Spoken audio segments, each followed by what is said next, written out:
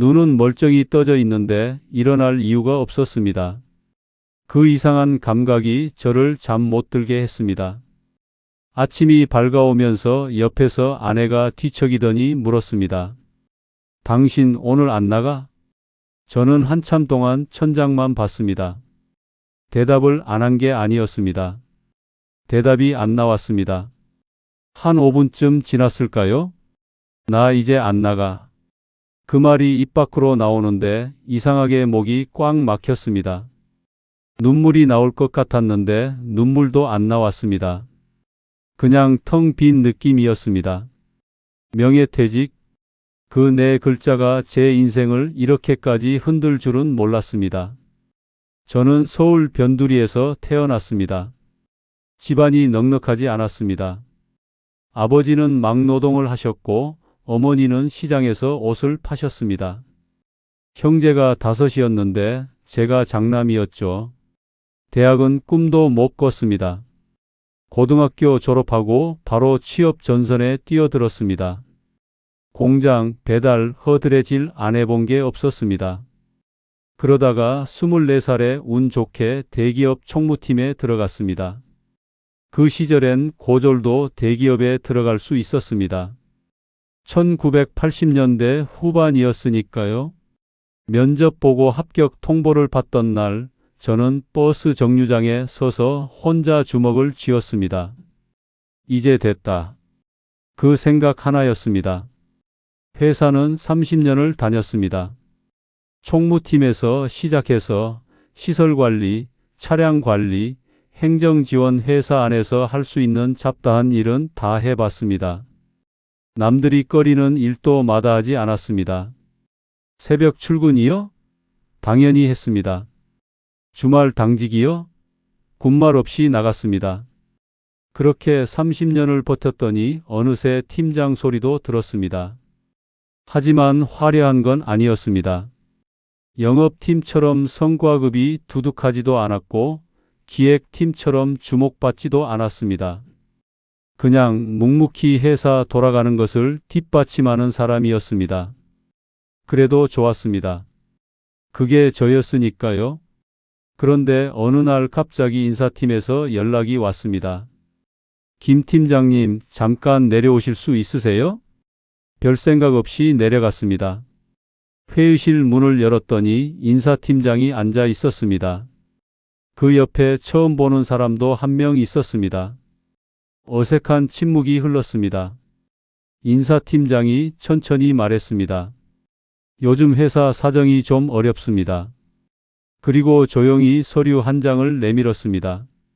저는 그게 뭔지 바로 알아봤습니다. 어디선가 본 적 있는 형식이었거든요. 희망퇴직 신청서. 그걸 보는 순간 머릿속이 하얘졌습니다. 지금 저한테 나가라는 겁니까? 인사팀장이 말을 골랐습니다. 강요는 아닙니다. 다만 회사 구조조정 차원에서 일부 직원분들께 먼저 제안을 드리는 거라서요. 제 나이가 당시 58이었습니다. 뒤에 앉은 사람 나중에 알고 보니 외부 컨설팅 업체 직원이었습니다. 이 서류를 손가락으로 가볍게 두드리며 말했습니다. 퇴직금 우대 패키지가 꽤 좋습니다. 이 나이에 이 조건이면 솔직히 좋은 기회입니다. 저는 아무 말 못했습니다. 좋은 기회요? 30년을 다닌 회사에서 쫓겨나는 게 좋은 기회라고요?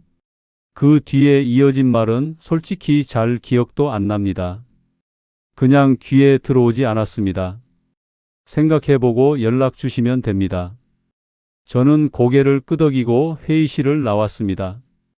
복도에 서서 한참 동안 움직이지 못했습니다. 집에 돌아오는 길에 버스에 탔습니다. 창밖을 보는데 세상이 다 낯설어 보이더군요. 퇴근 시간이라 버스가 꽉 찼습니다. 피곤한 얼굴들, 이어폰 꽂은 젊은이들, 스마트폰 들여다보는 중년들. 저는 그 속에 끼어 앉아 있었는데 갑자기 그 생각이 들었습니다. 이 사람들 중에 나처럼 오늘 잘린 사람이 몇이나 될까? 이상하게 그 생각이 위로가 됐습니다. 버스에서 내려 집으로 걸어오는데 아파트 단지 입구에서 경비 아저씨가 인사를 하더군요. 오늘도 늦게 오셨네요. 저는 멋쩍게 웃으면서 대답했습니다. 예, 좀 있었습니다. 그분은 이미 60대 중반쯤 되어 보이셨습니다. 흰 모자에 파란 조끼를 입고 밤마다 그 자리를 지키시는 분이었습니다. 그날 전에는 그분이 그냥 경비 아저씨였는데 그날은 다르게 보였습니다. 저분도 어디선가 쫓겨난 걸까? 그 생각을 하다 계단을 올라가는데 다리가 무거웠습니다. 그날 밤 아내가 물었습니다. 무슨 일 있어? 오늘 왜 이렇게 조용해? 저는 밥상 앞에 앉아서 숟가락만 들었다 놓았다 했습니다. 한참 뒤에 말했습니다. 나 잘릴 것 같아. 아내가 숟가락을 내려놓았습니다. 무슨 소리야? 희망퇴직 서류 받았어. 잠깐 침묵이 흘렀습니다. 아내가 천천히 물었습니다. 앞으로 어떻게 할 거야? 저는 아무 말도 못했습니다. 사실 아무 준비도 안 되어 있었거든요. 여러분 혹시 이런 경험 있으세요? 나중에 하면 되지 하면서 계속 미뤄온 것들. 저한테는 노후 준비가 그랬습니다. 그땐 그런 생각을 할 여유가 없었습니다. 아이들 대학 보내야 했고 부모님 병원비가 들어갔고 집 대출 갚느라 허덕였으니까요. 둘째 아이 대학 등록금 낼 때가 제일 힘들었습니다. 한 학기에 400만 원이 넘었습니다. 그게 1년에 2번이니까 800만 원이 그냥 빠져나갔습니다. 아이가 졸업할 때까지 4년 동안 첫째 것도 있었으니 8년 가까이 그 돈이 나갔습니다. 그러면서도 아버지는 병원을 달고 사셨습니다. 당뇨에 고혈압에 나중엔 허리까지 안 좋아지셨죠. 한 달 병원비, 약값이 30만 원이 넘어갈 때도 많았습니다. 이게 다 동시에 터지는 시기가 있었습니다. 그 시절의 저축이요? 웃음밖에 안 나왔습니다. 월급 받으면 아파트 대출 이자 내고 생활비 쓰고 부모님 용돈 드리고 아이들 학원비 내고 나면 통장에 남는 게 없었습니다. 늘 나중에 하면서 미뤄왔던 겁니다. 그 나중에가 이렇게 갑자기 올 줄은 몰랐습니다. 국민연금을 확인해 봤습니다. 수령 예상액을 보는 순간 한숨이 절로 나왔습니다. 그걸 보면서 혼잣말이 나왔습니다. 이걸로 어떻게 살아? 서울에서 두 사람이 생활하려면 최소 250만 원은 있어야 합니다. 의료비에 교통비에 식비까지 더하면 그것도 빠듯합니다. 퇴직금을 한꺼번에 받았지만 그걸 어떻게 굴려야 할지도 몰랐습니다. 은행에 가서 물어봤더니 이런저런 상품을 줄줄이 추천하는데 하나도 이해가 안 됐습니다. 주식은 한 번도 해본 적이 없었고 부동산은 있는 집 한 채가 전부였습니다. 아내가 제 옆에 앉더니 말했습니다. 그래도 방법은 있겠지. 그 말이 위로가 되면서도 한편으로는 더 무겁게 느껴졌습니다. 가장이니까요. 포기할 수가 없었습니다. 그래서 다음 날부터 바로 움직였습니다. 이력서를 썼습니다. 컴퓨터 앞에 앉아서 한 장 쓰는데 반나절이 걸리더군요. 내가 뭘 할 수 있지? 그 질문이 계속 머릿속을 맴돌았습니다. 특기사항 칸을 보는데 손이 멈췄습니다. 총무 업무, 시설 관리, 차량 관리, 행정 지원. 이걸 쓰면서 갑자기 이런 생각이 들었습니다. 이게 밖에서 통할까? 30년을 한 회사에서만 일했으니까 그 회사의 시스템 안에서만 통하는 사람이 된 거 아닐까 하는 두려움이었습니다. 이력서를 여기저기 넣었습니다. 처음엔 조심스럽게 10군데, 그 다음엔 20군데, 나중엔 30군데. 하지만 연락은 거의 오지 않았습니다. 간혹 연락이 와도 이야기가 잘 안 됐습니다. 현재 채용 중인 포지션이 30대 중심으로 보고 있어서요. 솔직히 말씀드리면 연세가 좀 있으셔서 팀 분위기랑 안 맞을 수도 있어요. 경력은 훌륭하신데 저희가 원하는 직무랑 조금 달라서요. 전부 다른 말이지만 결국 같은 말이었습니다. 나이 때문에 안 된다. 하루는 면접을 보고 나오는데 엘리베이터 거울에 비친 제 얼굴을 봤습니다. 그 빌딩 엘리베이터 내부 전체가 거울이었습니다. 피할 수가 없었습니다. 머리는 희끗희끗했고 눈 밑에 주름이 가득했습니다. 눈은 퀭했고 뭔가 쫓기는 사람 같은 얼굴이었습니다. 젊은 지원자들이 대기실에 앉아 있던 게 생각났습니다. 26쯤 된 친구들이 핸드폰 보면서 기다리고 있었는데 그 사이에 끼어 앉아 있는 제가 얼마나 어색했는지 한 친구가 저한테 물어봤습니다. 혹시 보호자로 오신 건가요? 저는 웃으면서 대답했습니다. 아니요, 저도 지원자입니다. 그 친구가 아 하고 고개를 끄덕이는 그 표정. 그게 참 많이 남았습니다. 집에 돌아와서 한동안 아무것도 안 했습니다. 그냥 TV만 켜놓고 멍하니 앉아 있었습니다. 뉴스에선 고령화 사회, 노인 일자리 문제 이런 얘기가 나오더군요. 저게 나 얘기구나. 그 생각이 들었습니다. 지금 이 영상 보시는 분들 중에 지금 저 같은 상황에 계신 분 있으실 거예요. 아니면 이미 이걸 겪으신 분도 계실 거고요. 끝까지 들어주세요. 이야기 아직 안 끝났습니다. 그리고 혹시 이 영상이 도움이 되셨다면 구독이랑 좋아요 한 번만 눌러주세요. 비슷한 사연 가진 분들한테 이 영상이 닿을 수 있도록요. 아내가 어느 날 조심스럽게 말했습니다. 당신 조금 쉬었다가 다시 생각해 보면 안 돼? 저는 고개를 저었습니다. 못 쉬어. 왜? 쉬는 순간 끝날 것 같아서. 아내가 아무 말 안 했습니다. 그냥 제 손을 잡았습니다. 그 손이 그렇게 따뜻할 수가 없었습니다.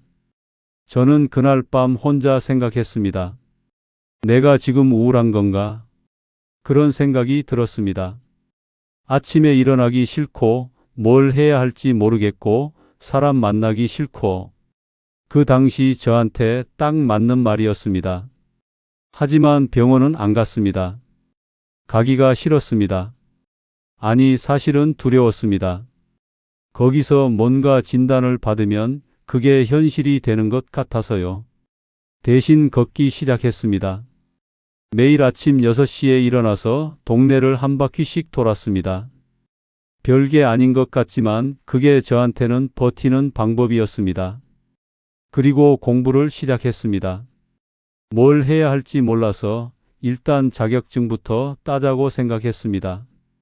도서관에 갔습니다. 오랜만에 가는 도서관이었습니다. 열람실에 앉아서 책 한 권을 폈습니다. 전기기능사 필기시험 교재였습니다. 처음에는 책을 펴도 글자가 잘 안 들어왔습니다. 회로도를 보는데 이게 뭔지 하나도 모르겠는 겁니다. 이걸 내가 지금 한다고? 스스로도 웃겼습니다. 옆에 앉은 사람들을 보니까 전부 20대 학생들이었습니다. 취업 준비하는 아이들이었겠죠. 저는 그 사이에서 돋보기를 꺼내고 책을 보고 있었습니다. 처음엔 창피했습니다. 그런데 이상하게 하루 이틀 지나니까 그 창피함이 익숙해지더군요. 집에 와서 아내한테 배운 걸 설명해 봤습니다. 여기 봐봐. 이건 이렇게 외우는 거야. 아내가 웃으면서 말했습니다. 당신 학생 같아. 저는 웃었습니다. 나 지금 학생 맞아. 전기기능사 시험을 봤습니다. 첫 번째 시도. 필기에서 떨어졌습니다. 두 번째 시도. 필기 합격. 실기에서 떨어졌습니다. 세 번째 시도. 드디어 합격. 그 합격증을 받아들었을 때의 기분을 지금도 잊지 못합니다.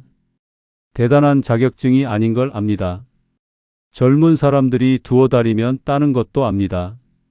그래도 그때 저한테는 그게 올림픽 금메달 같았습니다. 그렇게 시작한 공부가 하나, 둘 늘어났습니다.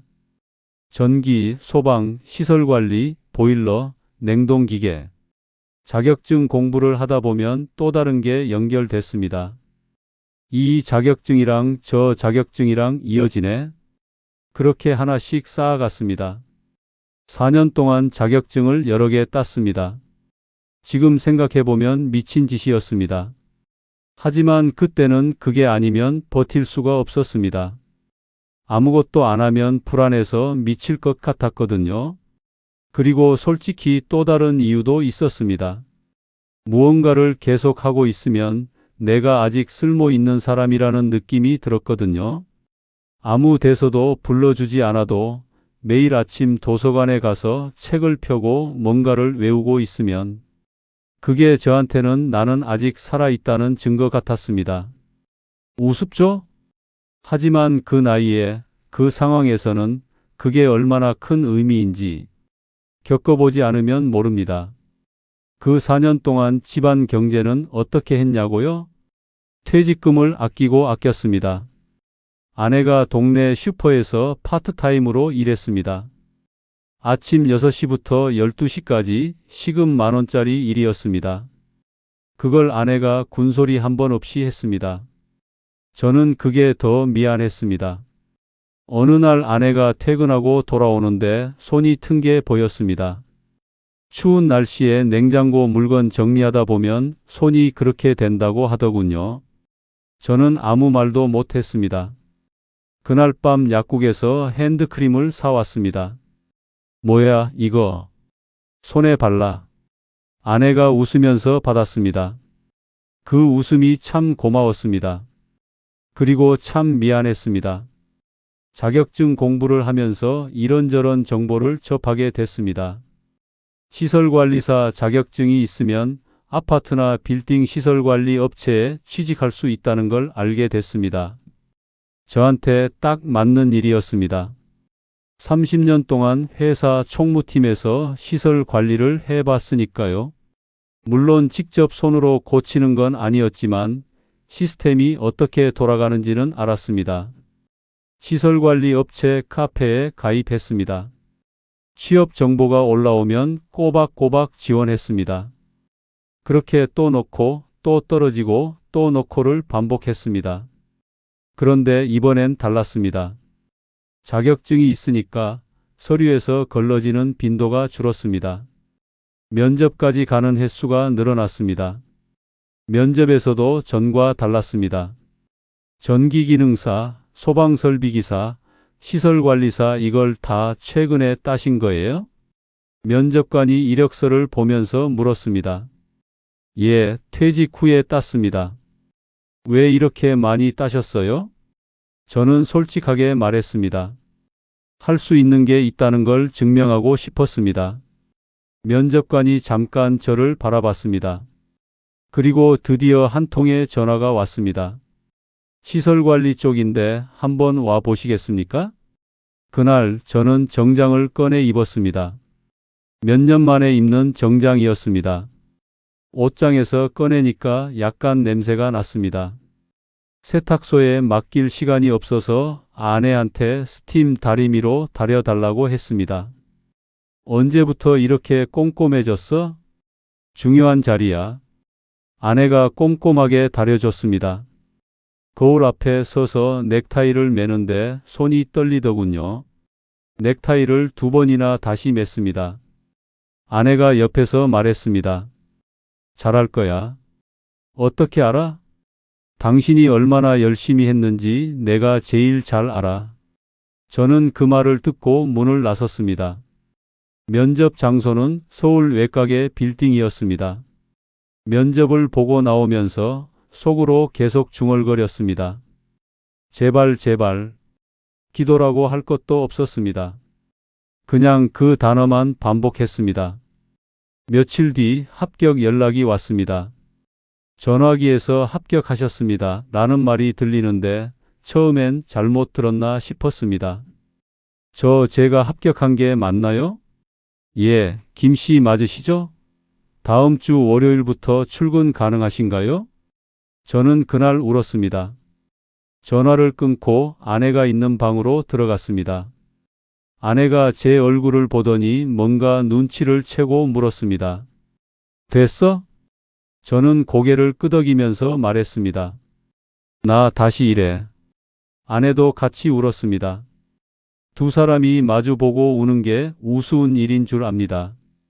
하지만 그때 그 눈물이 지금껏 흘린 눈물 중에 제일 뜨거웠습니다.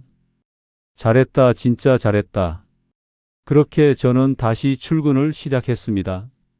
나이 64이었습니다. 처음 출근하던 날 지하철을 탔습니다. 출근 시간 지하철 안에 다시 서 있는데 이상하게 마음이 가득 차는 느낌이었습니다. 내가 다시 이 안에 있구나. 건물 앞에 도착해서 출입증을 목에 걸었습니다. 건물 안으로 들어가는데 심장이 쿵쾅거렸습니다. 다시 시작이다. 동료들을 만났습니다. 팀장이 소개를 시켜줬습니다. 이분이 오늘 새로 오신 김 씨예요. 제가 인사를 했습니다. 잘 부탁드립니다. 62년생 김입니다. 옆에서 한 분이 씩 웃으면서 말했습니다. 저는 63년생입니다. 그러자 또 다른 분이 말했습니다. 저는 71년생이에요. 제일 막내입니다. 다 같이 웃었습니다. 그 순간 이상하게 마음이 편해졌습니다. 나만 이런 게 아니구나.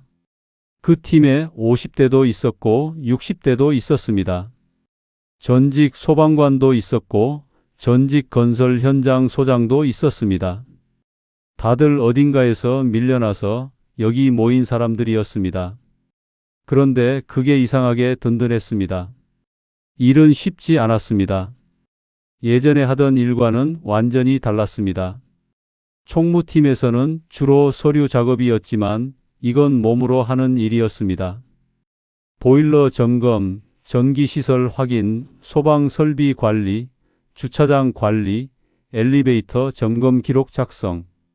하루에 빌딩을 몇 바퀴씩 돌아야 했습니다. 계단을 오르내리는 게 일이었습니다. 처음 한 달은 퇴근하면 발이 퉁퉁 부었습니다. 무릎이 아팠습니다. 저녁에 파스를 붙이고 자는 게 일상이 됐습니다. 연봉은 예전의 절반도 안 됐습니다. 계약직이라 1년마다 계약을 갱신해야 했습니다.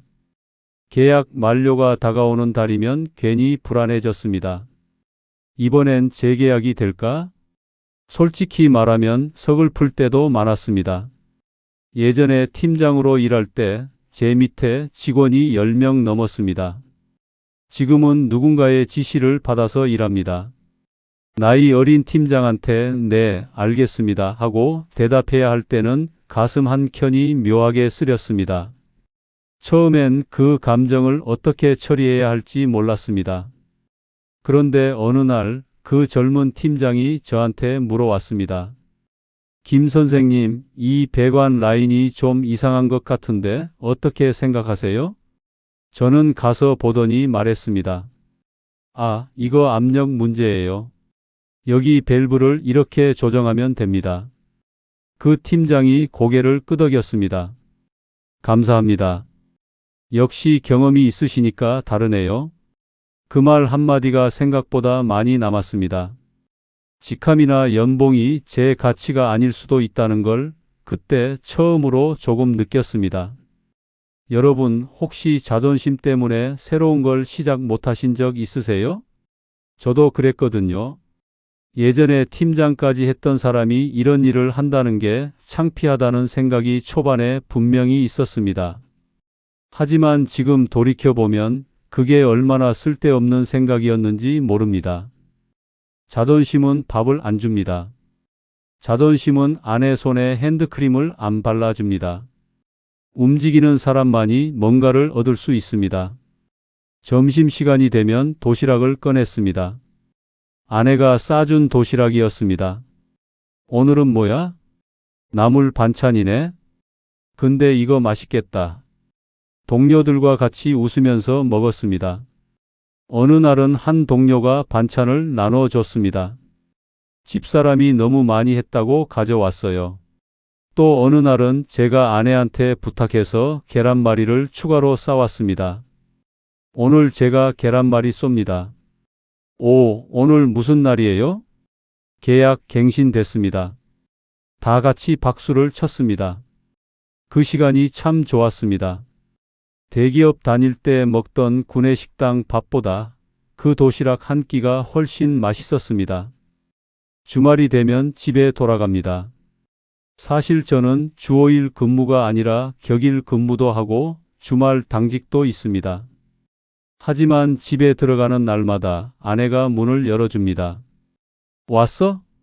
그 한마디가 그렇게 따뜻할 수가 없습니다. 아무리 몸이 고되어도 그 말 한마디면 충전이 됩니다. 30년 동안 매일 들었던 말인데 지금은 그 무게가 다르게 느껴집니다. 아마 그 말의 진짜 의미를 이제야 알게 된 것 같습니다. 당신이 돌아와서 다행이야. 아들이 가끔 찾아옵니다. 결혼해서 따로 살고 있는데 한 달에 한 번씩은 얼굴을 내밉니다. 어느 비 오는 날이었습니다.